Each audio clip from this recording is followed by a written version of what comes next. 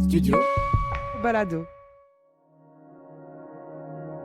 Être un homme, saison 3. Un podcast qui donne la parole à des garçons homosexuels, des histoires intimes, à la première personne du singulier.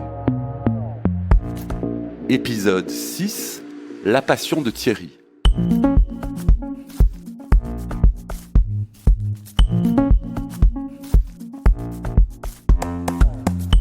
Thierry a vécu sa jeunesse au début des années 80, en pleine crise du sida. À 23 ans, il est diagnostiqué séropositif. À l'époque, c'est une condamnation à mort pour beaucoup de garçons. Mais lui, il a continué à vivre, travailler et surtout aimer passionnément les hommes. Mais alors, est-ce que la passion, c'est l'amour ? Thierry a 60 ans et il se définit comme gay et pédé, ou un pédé très gay. Il a un corps athlétique et entretenu de danseur, le visage plutôt carré, il est rasé de près, les cheveux courts et une coupe soignée. Il dit qu'il est plein de joie et de vie. Être un homme, Michel-Ange Vinti. Ma jeunesse, disons que ma jeunesse commence à 16 ans, 16-17 ans. À ce moment-là, je suis un élève dans une école en plein campagne au Limbourg, dans un collège un peu particulier d'ailleurs, parce que c'est un collège très très progressiste à ce moment-là. Et je suis assez intéressé par l'anarchisme. Et du coup, je lis des liens avec des gens qui sont effectivement militants dans un mouvement antimilitariste. Ce qui m'amène à prendre la décision, quand j'avais 18 ans, de ne pas faire mon service militaire, qui était encore obligatoire à ce moment-là, et de refuser aussi l'objection de conscience, le service de l'objection de conscience, et d'être un insoumis total. J'ai dû quitter la Belgique pour ne pas être emprisonné pour désertion. Et j'étais donc à 19 ans à Paris. J'ai vécu 3 ans à Paris, donc jusqu'à mes 23 ans. Et je pense qu'on peut dire donc, j'ai vécu d'abord 1 an à Bruxelles quand même, entre mes 18 et mes 19 ans, disons ça. Et je pense que c'est là qu'on peut parler de ma jeunesse à ce moment-là, dans un contexte quand même un peu particulier, parce qu'on commençait à avoir des premiers signaux d'alarme sur une crise de santé mondiale, c'est-à-dire celle du sida. Mais voilà, disons qu'à ce moment-là, j'étais encore très insouciant, voilà. Comme il le faut, je l'espère, être, ce qui me paraît compliqué pour les jeunes d'aujourd'hui, mais en tout cas à cette période-là, dans les années 80, donc, je parle de 83, 4, 5, 6, oui, j'étais plutôt insouciant, et je vivais donc comme un jeune vit dans une grosse capitale européenne, c'est-à-dire en sortant le maximum de fois qu'il pouvait, en rencontrant, en multipliant les rencontres, en suivant toute pulsion sexuelle qui se trouvait sur ton chemin. Et donc, voilà, j'ai multiplié les rencontres avec plein de garçons, évidemment. Et c'était très agréable. Voilà.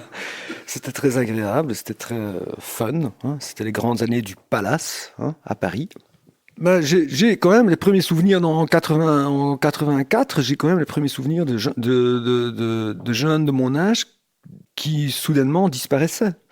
Notamment, j'avais une histoire courte mais passionnée et très agréable avec un jeune Français qui s'appelait Hugues, avec qui ça se passait super bien au lit. Et du jour au lendemain, en fait, un pote commun me dit Hugues, à mon avis, il ne reviendra plus parce qu'il a été hospitalisé, j'ai plus de nouvelles de lui, et c'est comme ça que ça se passait.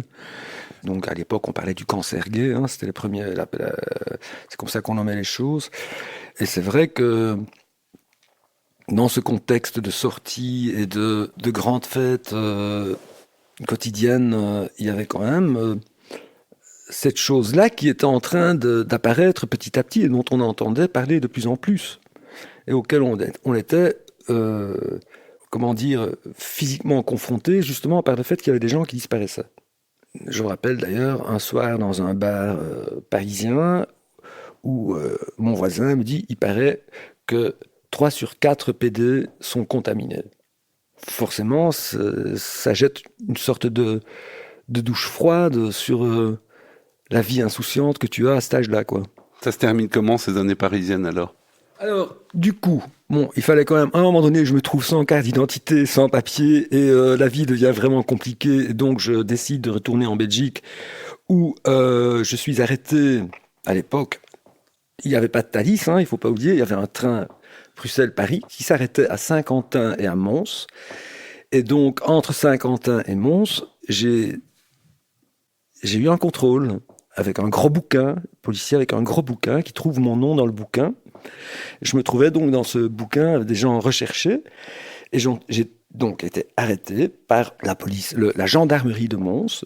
J'ai passé une nuit donc au cachot dans la gendarmerie de Mons. Le lendemain, on m'a permis de m'appeler ma mère qui est venue me chercher, mais avant de partir, ils ont dit maintenant vous allez enregistrer en tant que jeune qui doit faire son service militaire. Si vous ne le faites pas, vous serez recherché comme déserteur. Cette fois-là, je ne l'ai pas fait, je suis retourné à Paris. Mais quand même, j'ai dû revenir puisque j'avais plus vivre sans... Je sais ce que c'est vivre sans papier. Voilà, parce que je l'ai effectivement vécu. Donc j'ai dû revenir et j'ai dû faire cette démarche. Mais avant ça c'était en 85. Là, c'était clair qu'il y avait l'épidémie battait son plein déjà. Et donc j'étais à Saint-Pierre et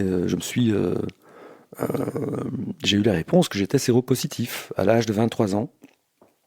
Et avec cette bonne nouvelle-là, j'étais à l'hôpital militaire et forcément, eux qui avaient déjà des expériences avec des jeunes militaires au Zaïre, ce qu'on appelle aujourd'hui le Congo, qui avaient été contaminés par le HIV, ils n'avaient absolument pas envie de s'occuper de quelqu'un supplémentaire qui était contaminé par le HIV.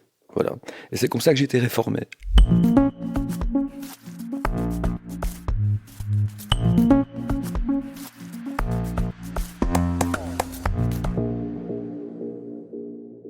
Comment t'as vécu cette annonce de la séropositivité à 23 ans? C'est jeune.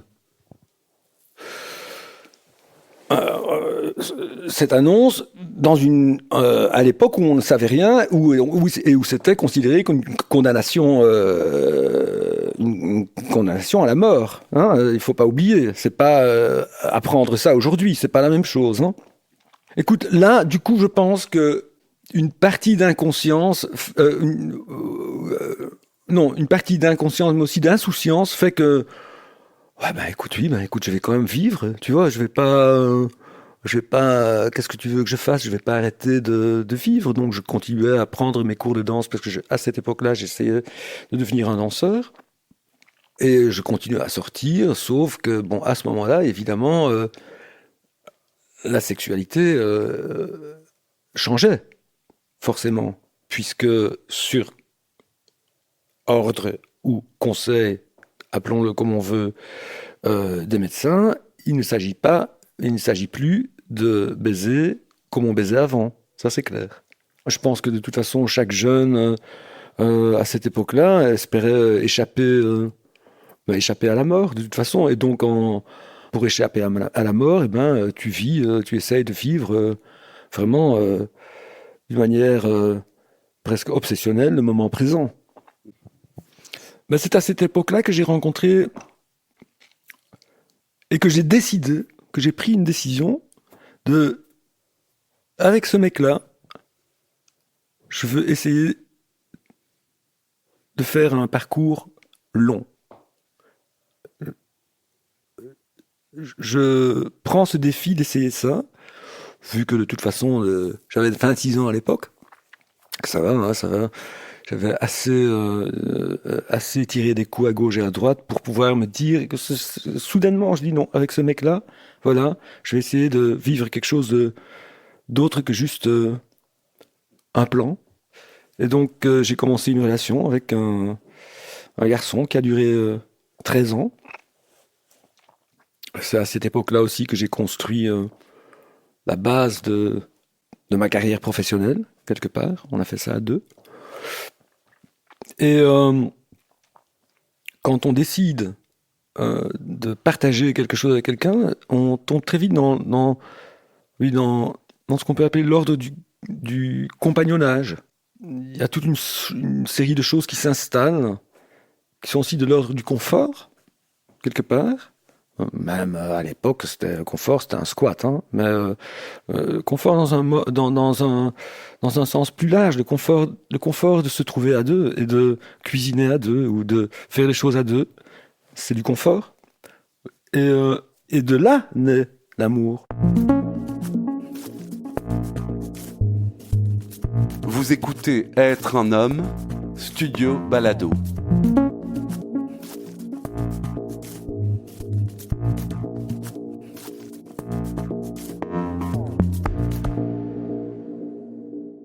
Donc voilà, ça a duré 13 ans, cette histoire-là. Une grande complicité. Et puis, il y a eu une histoire très, très passionnelle qui arrivait soudainement, avec quelqu'un qui était beaucoup plus jeune que moi, de 15 ans plus jeune.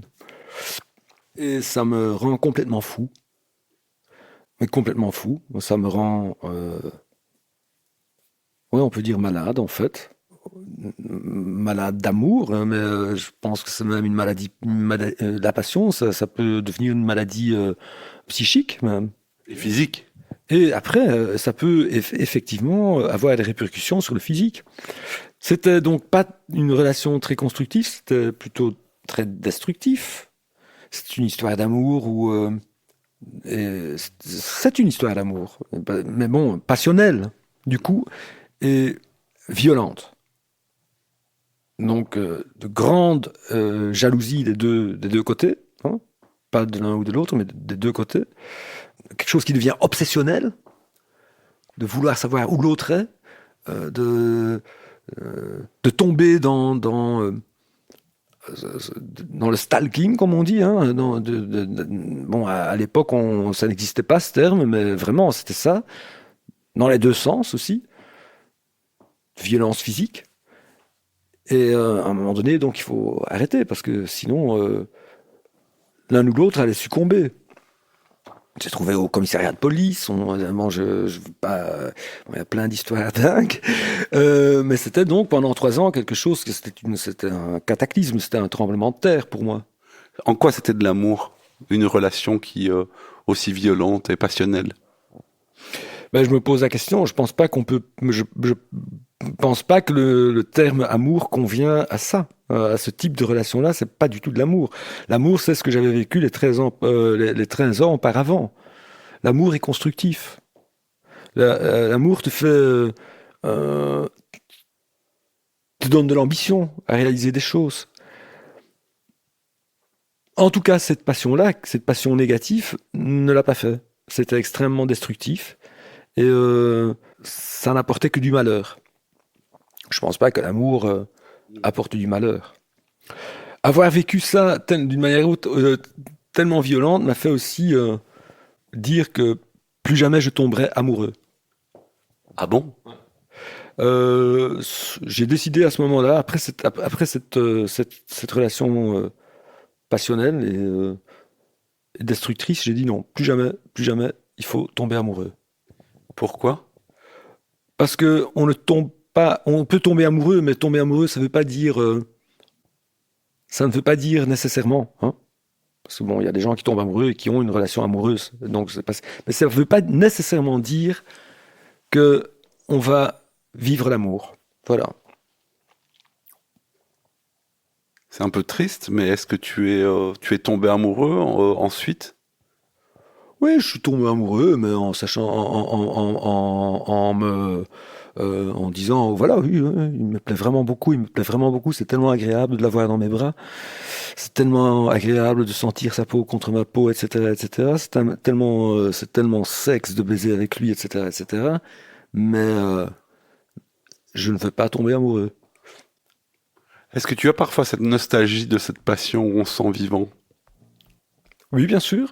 Mais voilà, c'est une chouette nostalgie, j'aime bien. Hein. C'est pas, Ça ne te rend pas mélancolique? Non.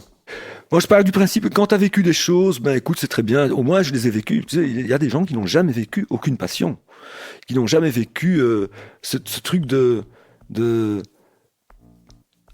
tomber raide amoureux de quelqu'un. Hein. Ça existe. Tu vois, donc, je suis plutôt chanceux d'avoir vécu à plusieurs reprises, en plus.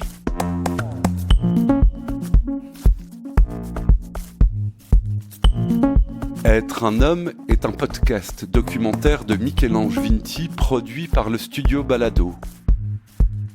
Tous les épisodes ont été enregistrés dans mon salon à Bruxelles durant l'automne 2023. Équipe de production David Federman, Clément Berman, Géraldine Jonkers, Julien Barbier, Jérôme Casanova et Adrien Nazelli. Être un homme est un podcast indépendant et gratuit. Pour le soutenir, vous pouvez vous abonner sur votre plateforme d'écoute préférée, laisser un commentaire ou des étoiles, le partager sur les réseaux sociaux ou faire un don, même minime, via le lien buymeacoffee.com/être un homme en un mot. Être un homme, c'est aussi une communauté WhatsApp. Contactez-moi sur Instagram pour plus d'infos. Merci infiniment pour votre écoute. À bientôt.